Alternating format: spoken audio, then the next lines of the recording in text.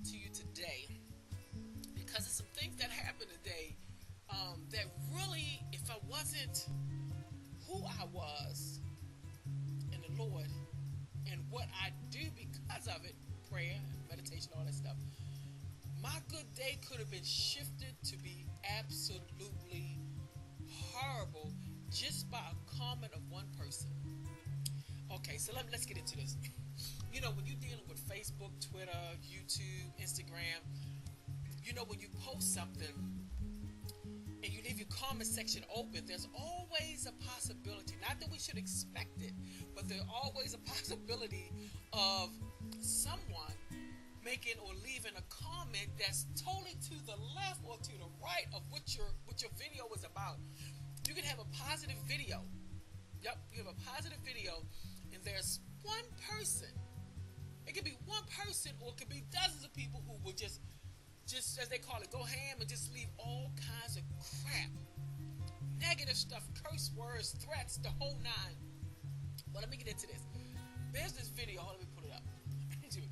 Of somebody posted on YouTube, and it's 50, and it says, this is what it says, that 50 Cent fights his son. 50 Cent puts on gloves and spars his son to toughen him up. Now the son look like he might be about 7, 8. I don't think he's too much older than that. But nonetheless, the video, I mean, he's punching his son as if he's his age, if he's his size. I mean, he's going in. The guy's falling against the wall. You can hear it. After a few minutes, after a while, I said, you know what? I can't do it. I can't watch this. So I clicked it off. But this was my response to it. My response was this. I don't curse. So I'll just say, what type of BS is this? He's hitting his son as if he's his size and age. I had to hit the stop button. I couldn't watch any more of this, shaking my head. That was my comment. Then as I glanced down, it was comments, but most of the comments were saying, "Yay, way to go, 50, toughen them up, get them in line." You know, they was cheering. So that was their opinion. I let them have theirs. I didn't respond. I just put mine. So today, after I had this real productive day, and I'm feeling good about it because I did stuff that I really didn't want to do, but I flew through it. So I thank the Lord and Holy Spirit for moving me and letting me, work in that flow. I appreciate it. But check this out. So I see this bell on YouTube saying I had a message, and the message says, "Please be prepared. This is not good language at all, but I want you to get the gist of what I'm saying." The message said, because on YouTube, my handle name is I Have the Softest Touch. Okay, so it says, I have the softest touch, cause you're a weak cunt. Excuse me. Excuse me. Excuse me. Excuse me. We'll get that together. Okay, let's try it again. The guy who left the message, I ain't gonna say his name because I don't want nobody looking him up. But he says, I have the softest touch, cause you're a weak cunt. That's his son, bitch. He do what he want with his son. I will kick your ass. And that's the guy that left that. Yep. Yeah. So right. So right. So I saw it, and I'm saying, my first impression was like, man, that dude miserable as I don't know what. That's my first response. Like, you cannot possibly leave a message like that and be a happy person. You cannot be happy with your life and happy the way it's going and all your future prospects if you leave a message like that. To me, when anybody leave a message like that, it's clear that you're not happy, you're miserable, you're going through some stuff. So, of course, I could have went back and I could have attacked him on everything that he said. Well, some of it didn't make sense. Some of it wasn't even proper good language or just good language or whatever. But nonetheless, the Holy Spirit that loving me responded like this.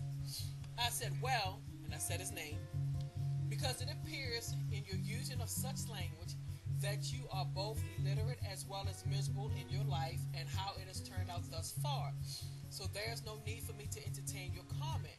However, What I will do is pray for you that whatever mental defect, heartbreak, or disappointment that you have experienced in your life thus far that has you so bitter that the Lord, despite your rude and disrespectful comments, which I forgive, that the Lord would extend to you a bit more grace and mercy and give you a glimpse of how wonderful, happy, and joyous your life could be if you would just allow your mindset and heart to be changed for the good. Peace and blessings be upon you on this day. I feel good about that. I feel good about that. I was a little, after I wrote it, I reread it, and I said, maybe I should take out 2 key words here. Because I said, sometimes, I don't want to offend anybody. But then again, the realization of what could be wrong is evident. So those particular things that I wanted to, I thought about, consider about taking out, as far as the mental defect and the, it was something I was thinking, no, not the miserable, it was something else I said. Oh, by far as being illiterate. Now, illiterate is basically saying that, you don't read or write very well, which he doesn't. And the mental defect is clear that something is wrong up there for him to feel that was okay to do. So I decided to leave it in because it's truth. Not to be hurtful, but it's truth. So what I wanted to say is this. And mind you, he didn't put out this post. Somebody else put out this post that I responded to me. He didn't even respond. It didn't appear that he responded anywhere else but to me.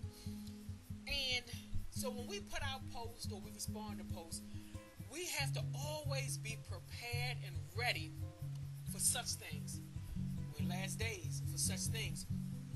So what I wanted to say to anyone who leaves messages like that, just bitter and nasty, and you have to ask yourself, whether it's in your own life, a close family member, someone you love, someone you're dating, and you find that, grandma's getting sick, she can't seem to shake it.